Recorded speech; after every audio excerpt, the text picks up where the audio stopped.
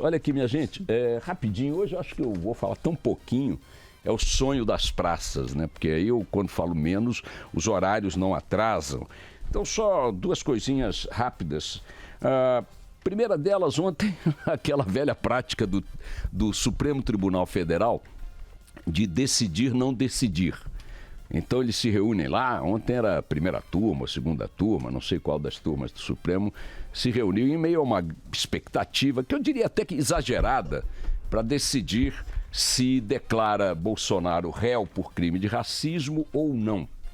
Por que eu digo que é meio exagerada? Porque, do ponto de vista prático, quer dizer, o que interessa a qualquer brasileiro hoje em torno de Jair Bolsonaro? Interessa saber se ele vai prosperar na campanha, se não vai, se vai para o segundo turno, se não vai, se indo ao segundo turno vai ser eleito presidente ou se não vai. Excluam a figura de Bolsonaro da disputa presidencial e Bolsonaro volta à dimensão política que sempre teve, de um parlamentar ali que de vez em quando ocupava uma manchete ou outra, um noticiáriozinho ou outro ali, com as suas tiradas, seus projetos, suas propostas, etc. Ou seja, ele voltaria ao limbo onde estão, de uma maneira geral, os parlamentares. São mais de 600, 700, sei lá, se você somar senadores e deputados federais. Por que o que diz respeito a Jair Bolsonaro, neste momento, interessa à opinião pública? Ora, porque ele é candidato à presidência da República e vem performando nas pesquisas com razoável destaque, aparecendo em primeiro lugar quando Lula é excluído dessas sondagens de opinião, né? E aí, projeções de segundo turno, ele vence em várias hipóteses, perde outras e por aí vai. Então, tudo que diga respeito a Jair Bolsonaro e que possa motivar curiosidade da opinião pública, justa curiosidade da opinião pública, está atrelado à sua candidatura à presidência da República. Sem ser candidato à presidência da República, ou não fosse candidato à presidência da República, Jair Bolsonaro estaria reduzido a Jair Bolsonaro.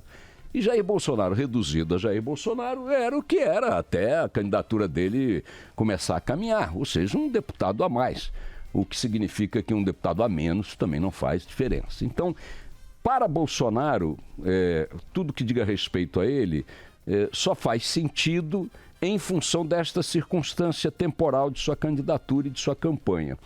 Eu, quando digo que é exagerado o noticiário em torno do julgamento de ontem no Supremo Tribunal Federal, é porque, seja qual for o resultado, produz para ele, eventualmente, na condição de réu, o natural constrangimento de ter esse assunto e essa situação explorada aí na campanha pelos adversários, etc. e tal, produz o andamento de um processo cujo desdobramento pode ser uma condenação, com implicações de natureza legal de outra natureza e tal, mesmo ele eleito presidente, vira réu, não sei o quê, é condenado, aquela coisa toda, e nada mais.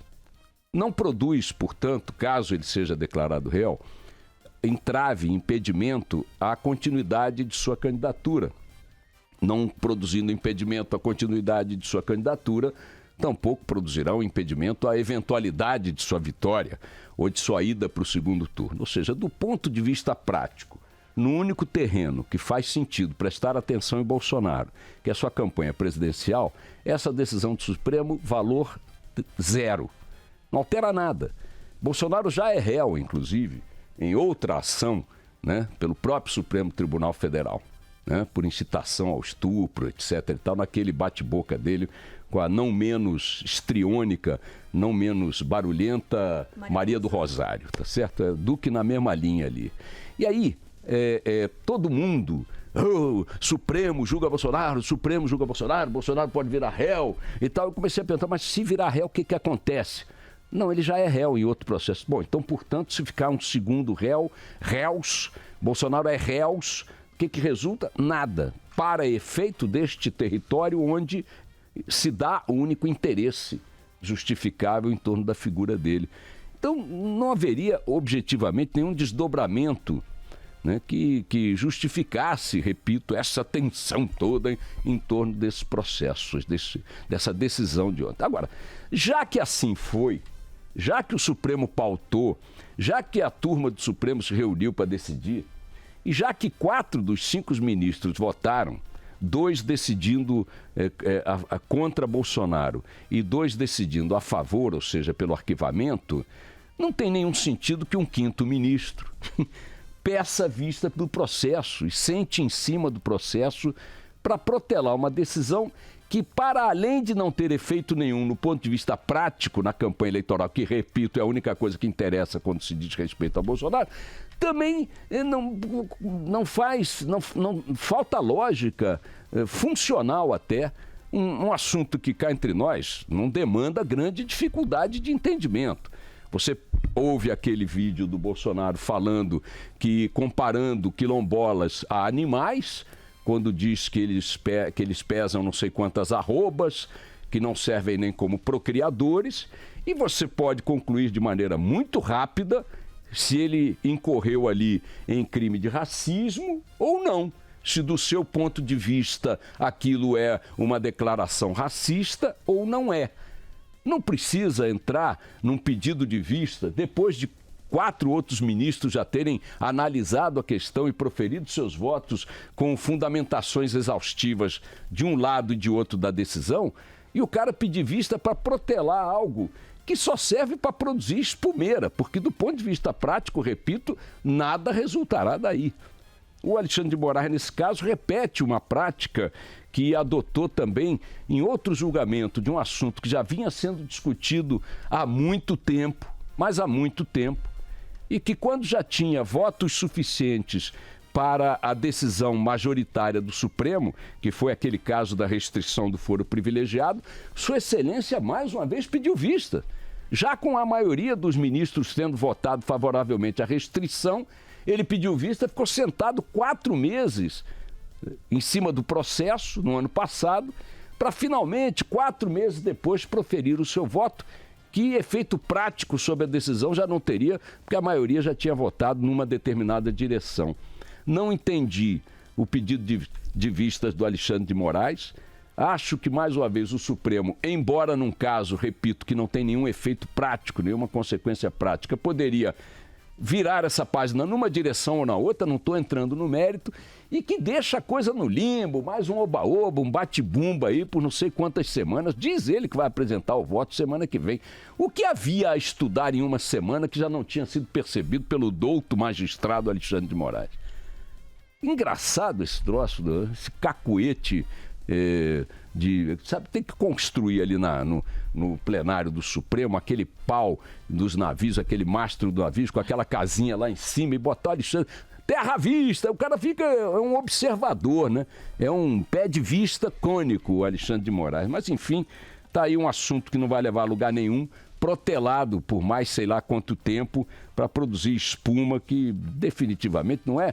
Ok, condena, ou melhor, condena não, coloca como réu, toca-se a vida. Não coloca como réu, toca-se a vida. Agora, não decide nem uma coisa nem a outra, fica o bate-bumbo aí improdutivo, discutindo-se algo na campanha eleitoral que, enfim, não faz sentido ficar estacionado nesse estágio aí. Outra decisão também na Justiça, desta vez no TSE, por 6-1, ontem decidiu recusar um pedido da defesa de Lula, que queria impor às emissoras de televisão, nos seus telejornais, cobertura isonômica para a agenda dos candidatos e de Lula como candidato à presidência da República.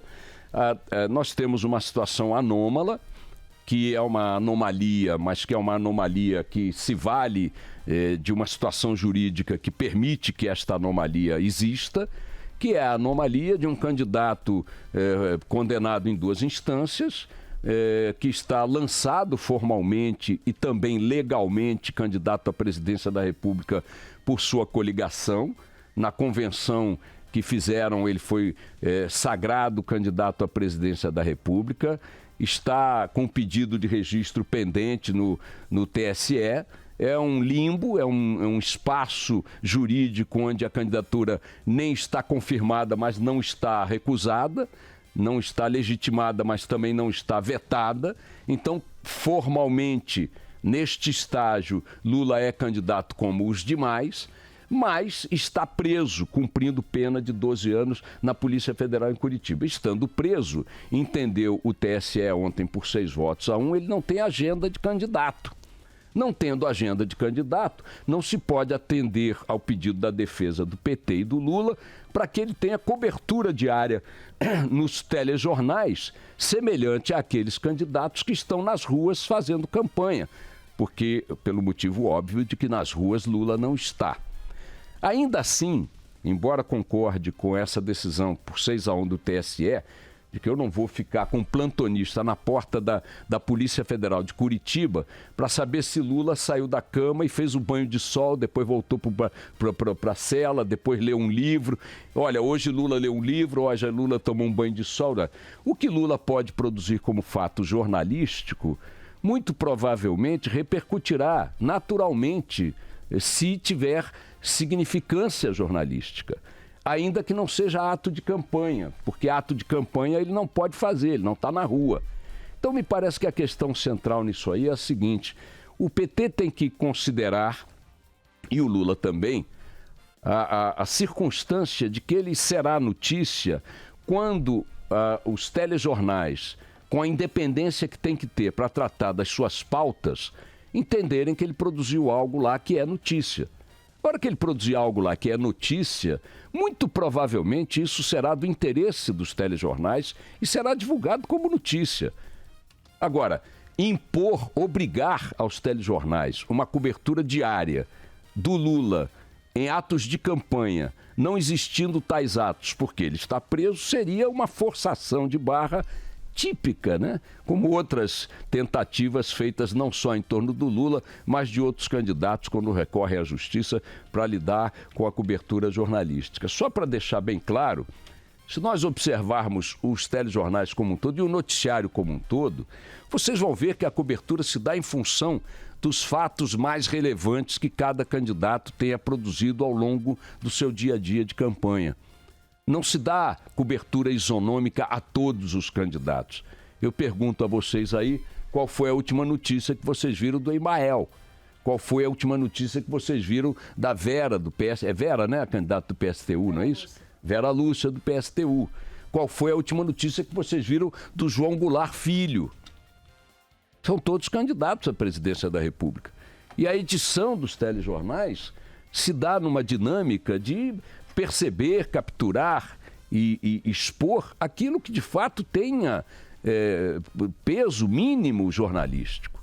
E Lula preso não produz fatos de campanha que tenham peso mínimo jornalístico todo dia. Pode produzi-los. Lá dentro ele pode produzir. Lula faz alguma coisa lá na cadeia que repercuta aqui fora, naturalmente será tratado como notícia, no âmbito, naturalmente, da disputa política que está se dando aí nessa eleição. Então, fez bem o TSE em não obrigar, não impor, só faltava essa justiça eleitoral pautar, determinar o que os telejornais têm que fazer em função do interesse de Lula de aparecer nos telejornais, mesmo quando não faça nada que o justifique. Fazendo algo que o justifique, nem precisa da ordem do TSE.